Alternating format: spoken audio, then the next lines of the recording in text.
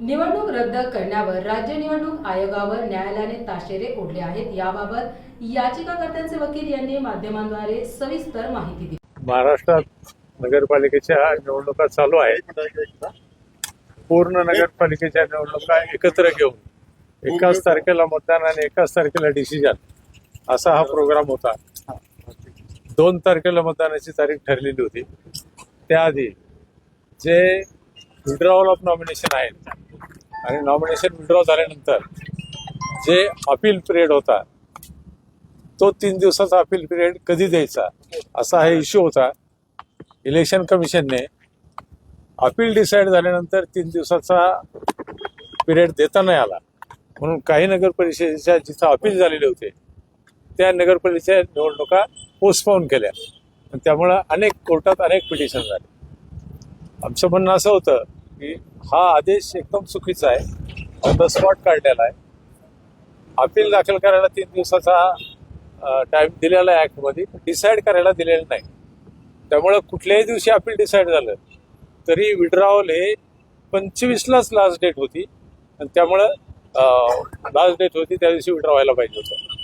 पण फक्त 3 दिवस दुसऱ्या दिवशी चिन्ह वाटप होतं.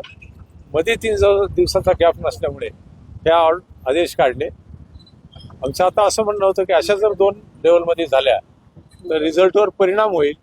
शेवटी आज कोर्टनी जवळपास पिटिशन अलाउज केले पण डिस्पोज ऑफ म्हटलं आणि असं डायरेक्शन दिलं की पूर्ण इलेक्शन जरी 2 फेजमध्ये झाल्या तर काउंटिंग आणि रिझल्ट हा शेवटी एकाच दिवशी होईल, म्हणजे 21 तारखेला किंवा त्यांना जी तारीख आहे त्याप्रमाणे.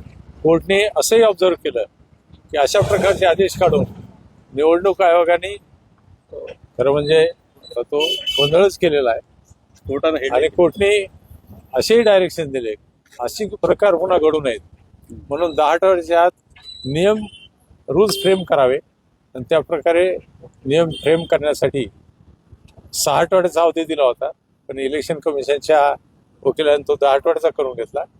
अशा प्रकारे डायरेक्शन दिलेले आहेत. त्यामुळे आज जरी इलेक्शन झाली तर उद्या काउंटिंग होणार नाही. पुढच्या इलेक्शन 20ला होतील त्यानंतरच पूर्ण काउंटिंग आणि रिझल्ट होईल असं मान्य न्यायालयाचं. एक्झिट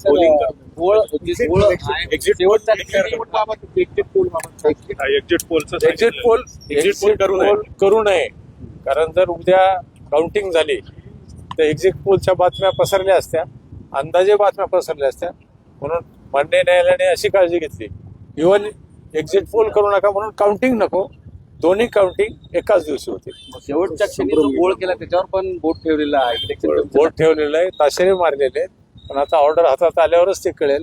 ऑपरेटिव्ह पार्टमध्ये फक्त कोर्टने एवढंच म्हटलं का कोर्टने नाराजी व्यक्त केली. ठीक आहे.